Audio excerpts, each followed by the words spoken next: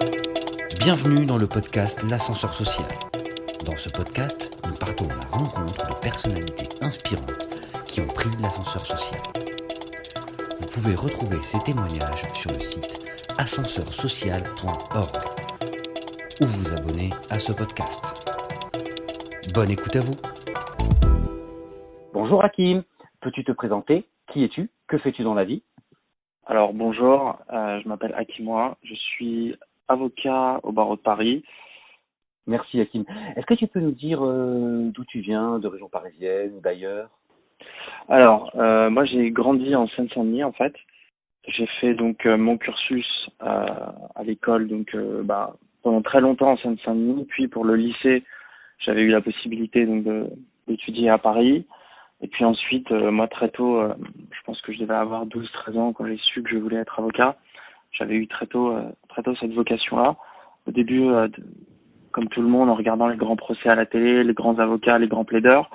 Et puis une fois arrivé à la fac de droit, découverte de la richesse de l'enseignement du droit en France avec vraiment des branches très variées.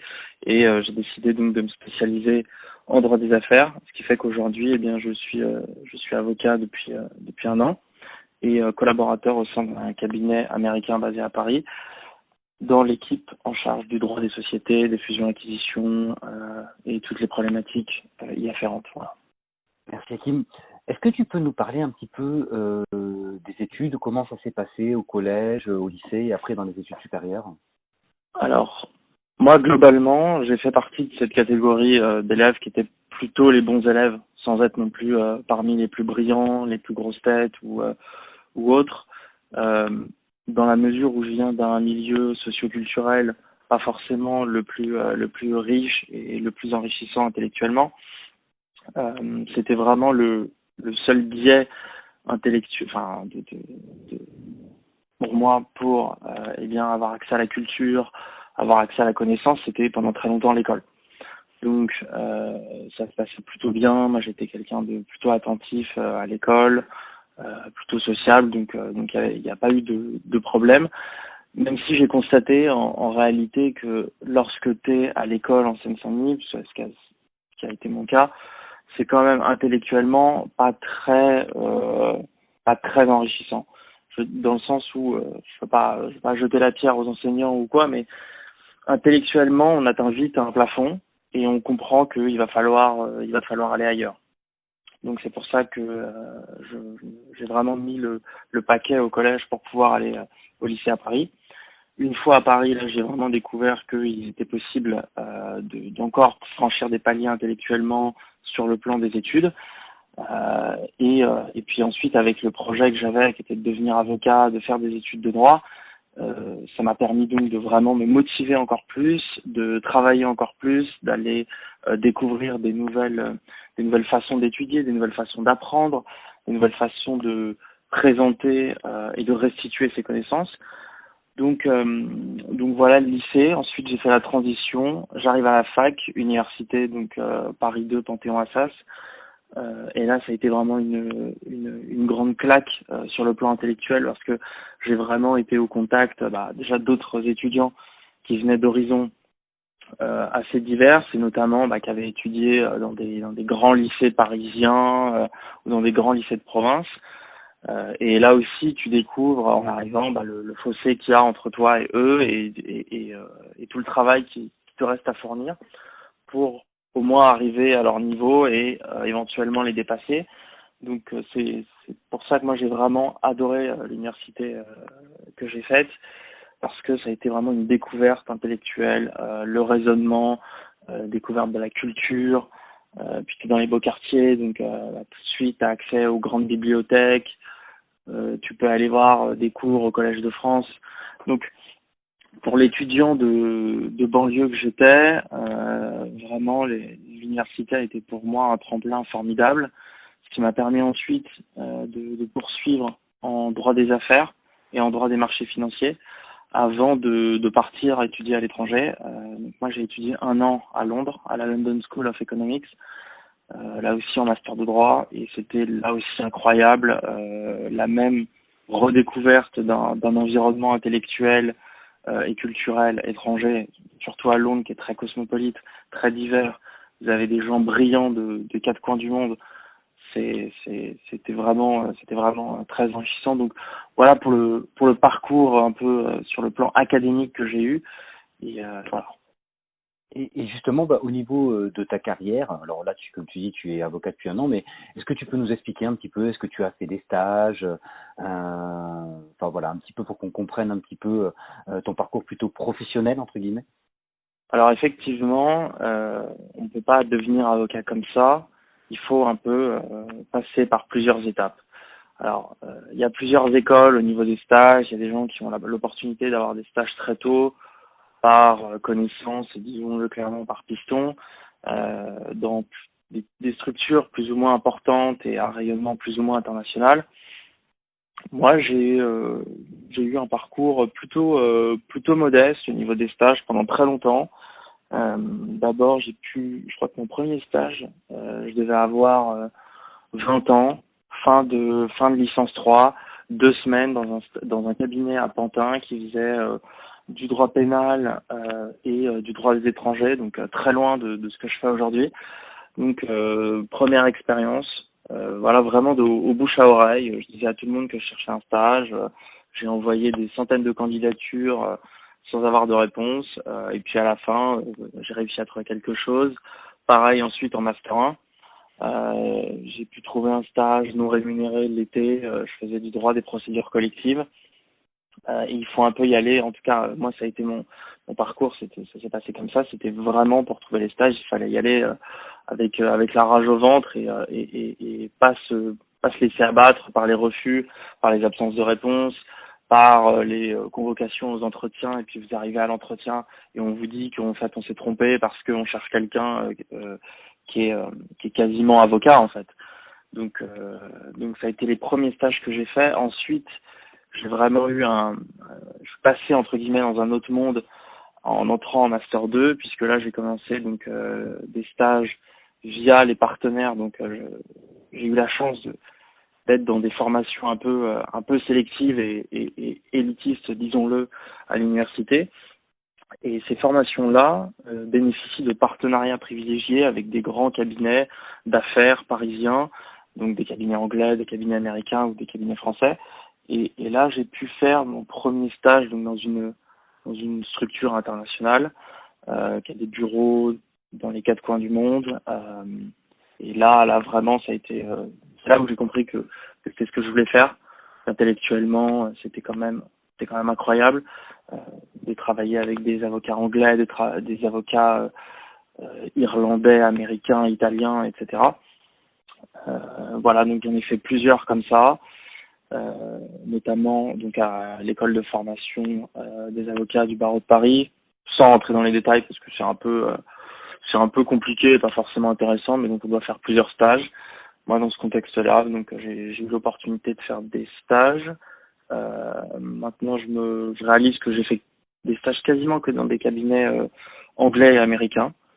Et ça s'est bien passé assez souvent, et donc il y en a un qui m'a proposé de rester en tant que collaborateur et c'est dans celui-là que je travaille aujourd'hui, dans lequel je m'épanouis et dans lequel je commence ma carrière. Voilà. Génial. Pour nos auditeurs qui ne le savent peut-être pas, est-ce que tu peux nous expliquer assez brièvement et avec des mots simples ce que c'est que le droit des affaires et la fusion-acquisition? Alors, disons que les fusions-acquisitions, en tout cas on va appeler ça le droit des sociétés au sens large dans l'acception du droit des affaires, c'est une sous-catégorie du droit des affaires. Le droit des affaires, ça inclut beaucoup de choses. Ça peut inclure le droit de la concurrence, ça peut inclure le droit des propriétés intellectuelles, mais sous l'angle du droit des sociétés et des fusions-acquisitions, c'est en tant qu'avocat, on conseille une entreprise qui va en acquérir une autre, acquérir une participation dans une autre entreprise ou qui va vendre une partie de son activité. En clair, c'est faire du mariage d'entreprise. Comme certains font du droit de la famille, ils s'occupent des divorces et des mariages, et ben nous on s'occupe du mariage entre deux entités économiques afin d'accompagner nos clients et leur permettre de réaliser des synergies sur le plan économique. Génial, c'est beaucoup plus clair comme ça, je pense. Tu as aussi parlé du fait que tu avais fait une année à l'étranger. Est-ce que c'est quelque chose que tu conseilles? D'après ce que j'ai compris, oui, mais est-ce que tu peux nous en parler un petit peu plus? L'expérience à l'étranger, c'est vraiment quelque chose que je recommande. Alors que ce soit par un stage ou par une formation académique. La formation académique, pour moi, elle présente quand même beaucoup plus d'avantages et un inconvénient majeur. Je vais commencer par l'inconvénient. Sans langue de bois, c'est très cher. À la différence de l'université française où vous payez vos 400 euros par an, et que c'est bon pour un an, voire si vous êtes boursier, vous payez rien. Les études en Angleterre, voire aux États-Unis, c'est pour l'Angleterre 30 000 euros quasiment de frais d'inscription, et pour les États-Unis, c'est 3 fois le prix. Donc, en tout cas, l'année, vous allez emprunter 30 000 euros si vous partez au UK, et aux US, c'est dans cet ordre de grandeur.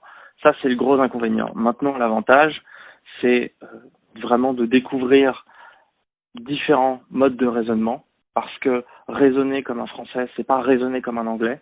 Comprendre ce qu'il y a dans la tête d'un Anglais, d'un étudiant irlandais, d'un praticien africain, d'un praticien asiatique, c'est une richesse que vous n'aurez jamais l'occasion de comprendre autant en profondeur que lorsque vous ferez des études à l'étranger ou un stage à l'étranger.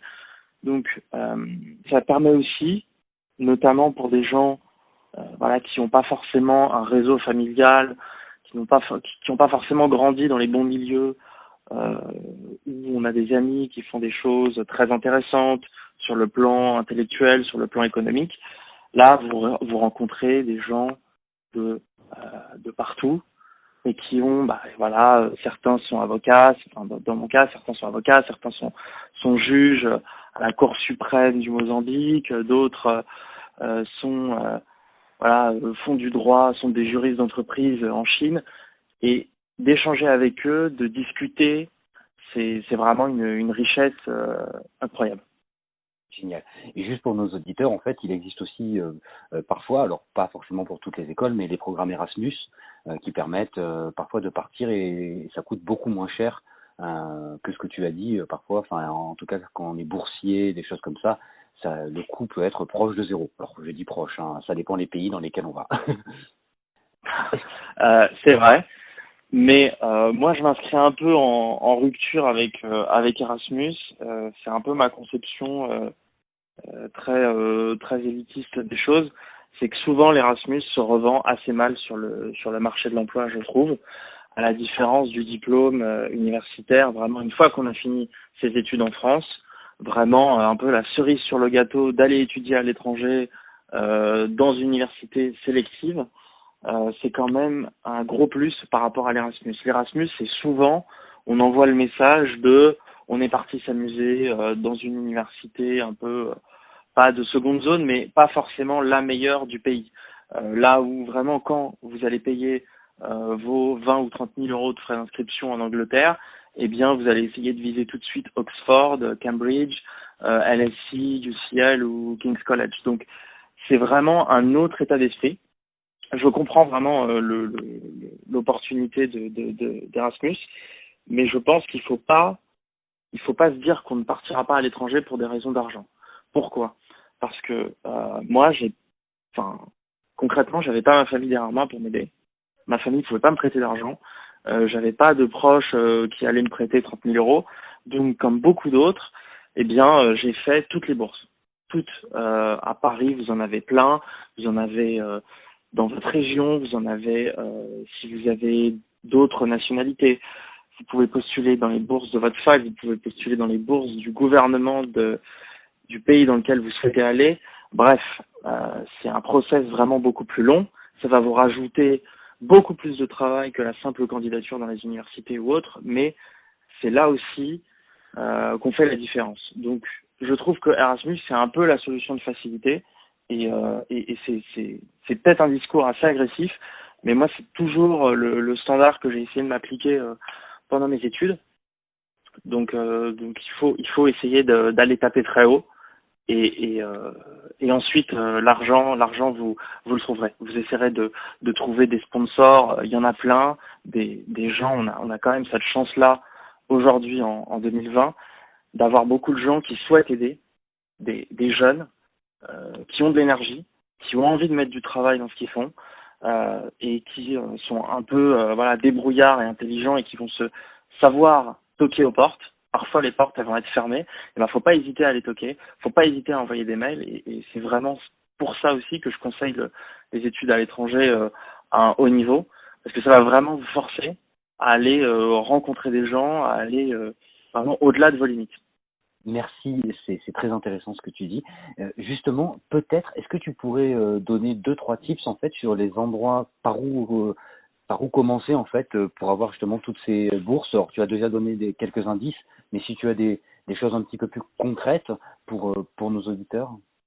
Concrètement, déjà, il faut s'informer. C'est la clé à la fois pour, je pense, réussir ses études. Donc vraiment, quand je dis réussir ses études, c'est dans des formations d'élite, dans des formations d'exception, c'est l'information. Il faut être au courant. Ça a été déjà dit, je me souviens dans un des podcasts, c'est vraiment la clé. Donc il faut concrètement, vous allez sur Google, vous regardez, déjà vous faites la liste de toutes les bourses qui sont disponibles dans l'université dans laquelle vous souhaitez aller. Vous regardez les conditions d'éligibilité. Il ne faut pas hésiter, même si vous ne fitez pas avec tous les critères, il faut un peu forcer. Parfois, la chance peut vous sourire. Il faut aussi regarder ou contacter des anciens. Voilà, même si vous n'êtes pas encore admis dans l'université, il faut partir du principe où les gens aiment parler d'eux-mêmes. Ils adorent qu'on leur parle de leur parcours, ils adorent parler d'eux-mêmes. Donc voilà, vous allez sur LinkedIn, vous regardez des gens qui ont fait le diplôme que vous souhaitez faire et vous regardez s'ils ont fait des bourses. S'ils ont fait des bourses, vous n'hésitez pas à les contacter. Ces gens-là ensuite peuvent vous recommander. Ça peut être une option. Et puis ensuite, voilà, faut taper sur Internet. Vous faites des recherches vraiment le plus large possible. Et comme je disais, faut pas hésiter à un peu forcer parfois. Et puis être créatif. Merci Hakim, c'est très intéressant et je pense que ça va aider nos auditeurs. Tu nous as parlé tout à l'heure de ta famille qui ne voulait pas forcément t'aider. Est-ce que tu peux nous en dire un petit peu plus sur ce que faisaient ou font tes parents? Alors, du point de vue de mes parents, moi, ma mère est assistante maternelle. Donc concrètement, elle garde les enfants à la maison et mon père est chauffeur de bus à la RATP. Je crois que en ayant obtenu le bac, ça devait faire de moi le premier de ma famille qui devait faire quasiment des grandes études. Donc ça a été une découverte permanente du point de vue familial, de ce que je faisais, de ce qu'était la licence. Donc c'est vrai que moi j'ai eu ce truc de devoir vraiment changer de classe sociale, de devoir un petit peu apprendre les codes sur le tard. Je trouve que c'est une expérience vraiment très intéressante et souvent les gens qui sont passés dans le podcast ont eu cette chance dans la vie d'avoir connu plusieurs milieux socioculturels, d'avoir pu rencontrer des gens pour qui la fin du mois c'est un vrai problème, pour qui l'achat d'un livre ça représente un luxe. Donc voilà le monde un petit peu socioculturel dans lequel j'ai évolué. Ensuite, moi, de par les études que j'ai faites, maintenant, de par le travail que je fais, ça m'a de fait, on change de monde, on change de milieu socioculturel et ça nécessite, quand on est étudiant, de vraiment faire son parcours soi-même. C'est pour ça qu'il faut s'informer plus que les autres. C'est pour ça qu'il faut travailler plus que les autres. C'est pour ça qu'il faut être ambitieux plus que les autres. Et tout en restant à chaque fois humble, en n'oubliant pas d'où on vient. Mais voilà, vous ne pourrez pas demander à vos parents, est-ce que concrètement, je dois faire plutôt cette formation-là? Est-ce que l'idée de faire un double diplôme, à la différence d'un diplôme normal, c'est une bonne chose? Ça, c'est pas quelque chose qu'il faut faire. Parce que vos parents ne pourront pas vous aider, parce que vos proches ne pourront pas vous aider. Et on réussit ses études en s'entourant de gens, ou en tout cas en observant des gens qui ont réussi des choses vraiment très au-dessus, quoi. Concrètement, il faut se dire que, je sais pas, si vous voulez devenir ingénieur, il faut vous dire que Polytechnique c'est accessible, que le MIT c'est accessible, et pour ça, en fait, il faut aller rencontrer des gens qui ont fait ces parcours-là et se dire, en fait, c'est des êtres humains normaux. Et ben voilà. Par contre, ils travaillent un peu plus que les autres, ils travaillent plus intelligemment, et je pense qu'il faut vraiment essayer dans ses études et ensuite dans le monde professionnel de toujours essayer de viser l'excellence. On l'atteindra pas forcément, même très rarement, mais au moins ça nous amène toujours à notre maximum. Justement, tu as fait la transition avec l'entourage. Est-ce qu'il y a des personnes dans ton entourage qui t'ont aidé à prendre l'ascenseur social, peut-être un prof, tes parents, des amis ou des gens que tu admirais? Alors je reviens déjà sur les parents parce que même si on peut penser qu'ils aident pas à entre guillemets prendre l'ascenseur social, en réalité leur simple présence, le simple fait d'avoir un toit, de pas avoir à travailler en parallèle de ses études, c'est quand même ça a été pour moi une grande chance. Alors c'est vrai moi j'ai pas eu tout le confort que j'aurais pu avoir si j'avais travaillé en plus de mes études, mais donc voilà, déjà mes parents ils ont été d'une immense aide. Ensuite, des gens, oui, il y a eu forcément des gens voilà que j'ai pu rencontrer au fur et à mesure dans des stages, des gens qui ont été qui m'ont un peu pris sous leur aile, qui ont pu me donner des conseils. Il faut, je pense aussi, être quelqu'un qu'on a envie d'aider. Voilà, faut aussi se montrer ouvert à la critique, euh, ouvert aux conseils tout simplement. Quels ont été les défis auxquels tu as dû faire face du fait de ton milieu social d'origine et comment les as-tu surmontés? Alors, il y a eu plusieurs défis. Je vais en retenir deux. Le premier, c'est vraiment c'est une découverte permanente en réalité. La réussite sur le plan académique et professionnel, parce que on n'a personne qui nous a tracé un parcours, qui nous présente des options, et il faut aller les chercher soi-même. Parfois, on va se tromper, parfois, on va rater des opportunités. Donc vraiment, moi, je pense que le premier point, c'est vraiment le premier défi en tout cas, ça a été vraiment ce manque d'information. Parce que sinon, vous travaillez, vous pouvez dépenser toute l'énergie que vous voulez. Si vous n'avez pas l'information, si vous ne savez pas vers quoi vous tournez en termes de formation, en termes de carrière, vous allez travailler dans le vide. Donc vraiment, le premier défi pour moi, en tout cas, ça a été le manque d'information. Et ça se soigne entre guillemets vraiment en passant du temps à rechercher des informations, même des informations inutiles, des détails sur comment présenter son dossier, comment rédiger un très bon CV. Toutes ces petites choses-là, il faut aller les chercher soi-même. Le deuxième défi, je pense, c'est vraiment le réseau.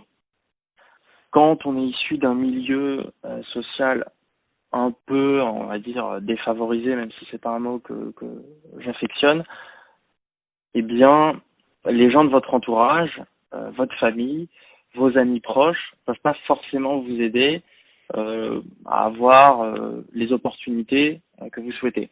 Là où pour d'autres, lorsque vous êtes, je sais pas, dans mon cas, si vous êtes fils d'avocat ou fils de magistrat, pour vos stages, c'est quand même beaucoup plus facile d'aller chez un ami de vos parents que lorsque vous connaissez personne. Donc cet élément de réseau, cet élément, même si c'est un mot que j'aime pas, parce que on n'a jamais vraiment un réseau, on a des amis proches en tout cas, c'est vraiment voilà d'aller découvrir des gens, d'aller vraiment pratiquer de nouvelles activités, de nouveaux centres d'intérêt ou simplement continuer les centres d'intérêt que vous avez mais dans des lieux différents et ne pas hésiter à aller à la rencontre des gens. Se forcer à être sociable, c'est vraiment une nécessité pour voilà, se faire connaître, que les gens sachent ce que vous recherchez, ce que vous pouvez leur apporter. C'est vraiment des éléments très importants. Donc voilà, pour moi, les deux grands défis à relever, c'est un, le manque d'information et 2, l'absence de réseau. Merci Hakim. Et nous allons bientôt arriver à la fin de notre entretien. J'ai une dernière question pour toi. Quel conseil donnerais-tu aujourd'hui à un jeune qui a envie de réussir? Alors, je ne donnerai pas un seul conseil, j'en donnerai, je pense, 3. Le premier, c'est il faut être ambitieux. Et une fois qu'on a l'impression d'avoir des objectifs ambitieux, il faut les relever. Il ne faut pas avoir honte d'aller viser des trucs, des objectifs très, très élevés. Il ne faut pas avoir honte de vouloir être le meilleur dans sa pratique. Il ne faut pas avoir honte d'être major à la fac, en prépa ou autre. Donc vraiment, il faut être ambitieux. Le deuxième point, c'est une condition nécessaire, mais pas suffisante, c'est le travail. Tous les gens que j'ai pu rencontrer, qui ont réussi leur vie, qui ont réussi leur carrière professionnelle, leur carrière académique, tous travaillaient énormément. Et quand je dis travailler énormément, c'est pas uniquement avoir l'impression d'y passer du temps, c'est aussi toujours se remettre en question et sur la façon dont on peut travailler intelligemment, travailler différemment, travailler en groupe, travailler tout seul, il faut vraiment travailler. Et le troisième, et je terminerai là-dessus, c'est l'humilité. Parce que des gens qui sont ambitieux et travailleurs, ça donne souvent des gens un petit peu déséquilibrés mentalement s'ils n'ont pas derrière l'humilité. Et je trouve que c'est la grande richesse. Quand on vient d'un milieu social un peu, entre guillemets, défavorisé, on a toujours l'humilité dans un coin de sa tête. Merci Hakim pour ce témoignage très inspirant. Merci à toi et merci à tous les intervenants de ce podcast et aux auditeurs. Bravo, vous avez écouté cet épisode jusqu'à la fin. Partagez-le autour de vous et notez-le 5 étoiles sur les différentes plateformes comme iTunes, Deezer, etc. pour le diffuser auprès du plus grand nombre. Si vous souhaitez en savoir plus sur cet épisode, notre invité ou l'association L'Ascenseur Social, contactez-nous via le formulaire de contact sur le site ascenseurssocial.org. À bientôt pour un prochain épisode.